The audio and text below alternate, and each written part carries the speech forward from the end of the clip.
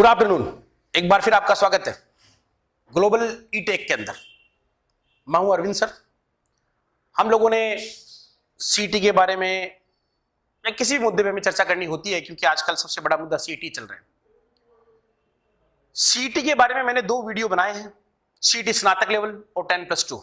वहां डिटेल में जो भी आपको जानकारी चाहिए आराम से आप जाके देख सकते हैं। तमाम जानकारी अवेलेबल है, यानी कि राजस्थान सरकार की जो भी वैकेंसीज आएगी, यानी अगर राजस्थान सरकार में आपको जाना है, सरकारी सेवा देनी है, तो आपको सीटी देना नेसेसरी है, अनिवार्य है। ये मैं पहले आपको बता चुका हूं। अपना माइंड मेकअप कर लो, तैयार हो जाओ। सरकारी सेवा में जाना है तो सीटी आपको देनी पड़ेगी। चूंकि काफी लंबे समय से चीजें चल रही है यूट्यूब पे, एलडीसी, और इस एलडीसी की सबसे बड़ी खासियत यह है कि अलग अलग यूट्यूब पर अलग अलग कोचिंग क्लासेस अपने हिसाब से इसकी संख्या बताकर बच्चों के मन में एग्जाम के प्रति भावनाएं प्रेरित कर रहे हैं। कितनी संख्या में एलडीसी आएगी इसके बारे में किसी को कोई जानकारी है ही नहीं, लेकिन अब धीरे धीरे ये खुलासा हो चुका है और पूरा का पूरा चलचित्र एक आपके सामने आ चुका है कि एलडीसी वास्तव में अलग से होगी कि नहीं होगी। सबसे पहला क्वेश्चन था कि एलडीसी की एग्जाम्स अलग से होगी कि नहीं होगी, तो वो क्लियर हो चुका है। कल सीटी आ चुकी है, यानी कि एलडीसी की जो भी एग्जाम राजस्थान सरकार द्वारा होगी वो सारी की सारी सीटी के माध्यम से होगी। अलग से कोई भी एग्जाम राजस्थान सरकार के द्वारा नहीं होगी। हाँ, एक एलडीसी का आपका फॉर्म भरा होगा, वो एलडीसी हाई कोर्ट है, वो कोर्ट का है, वो अलग है, उसको आप छोड़ दीजिए। तो हम बात करते हैं राजस्थान सरकार के माध्यम से जो सीटी का आयोजन होगा, यानी 12वीं पास, 12th पास, यानी कि आपको एलडीसी बनने के लिए योग्यता आपको क्या चाहिए? केवल और केवल 12th पास। यानी अगर 12वीं पास आपने कर रखी है तो राजस्थान सरकार की सेवा में आप जा सकते हैं। कितनी पोस्ट है सर? बात करते हैं कितनी पोस्ट है। देखिए आप, एक राजस्थान सचिवालय, यहां जहां से राजस्थान की पूरी सरकार चलती है उसे सचिवालय बोलते हैं। सचिवालय के अंदर कुछ एलडीसी यानी बाबू की पोस्ट वैकेंट है, उनके लिए लिपिक ग्रेड सेकंड यानी सेकंड ग्रेड बाबू यानी एलडीसी की नौकरी राजस्थान सरकार ने सीटी के माध्यम से लेने का फैसला किया है। अच्छी पोस्ट है और सबसे ज्यादा जिसके नंबर आएंगे वो लगभग यही प्रायोरिटी में देता है, यही लेता है। आगे बात करते हैं राजस्थान अधीनस्थ कार्यालय। ये क्या है सर?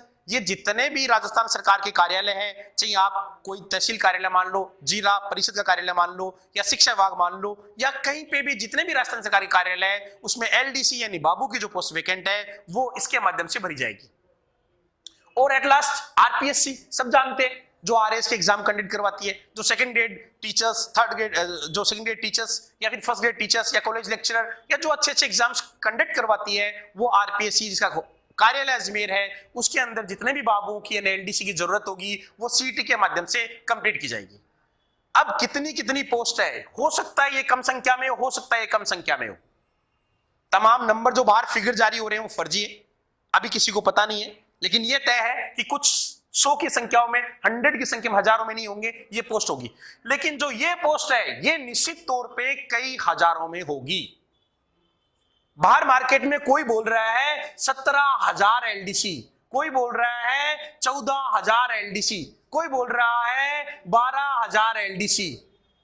सही फिगर किसी को पता नहीं है, लेकिन यह तय है कि लगभग संख्या हजारों में आएगी। और अनुमान लगाते हैं, हम लोग भी अनुमान लगा रहे हैं, गलत भी हो सकता है, 10,000 से ऊपर आएगी।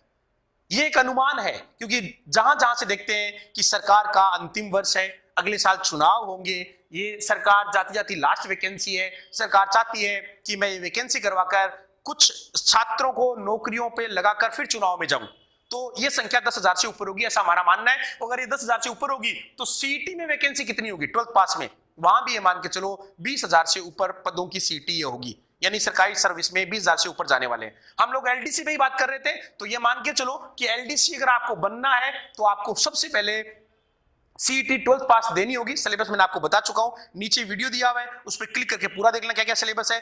और ये एग्जाम देने के बाद में हो सकता है दूसरे एग्जाम हो, लेकिन मेरा मानना है शायद ही दूसरे एग्जाम हो, सीधी आपको टाइपिंग करवा सकती है। इसलिए एग्जाम के साथ साथ टाइपिंग स्पीड को भी मेंटेन करें, उसकी तैयारियां चालू कर दे, लेकिन सबसे पहले कोर्स को पूरा करें, उसके बाद भी टाइपिंग करोगे तो आप कर लोगे।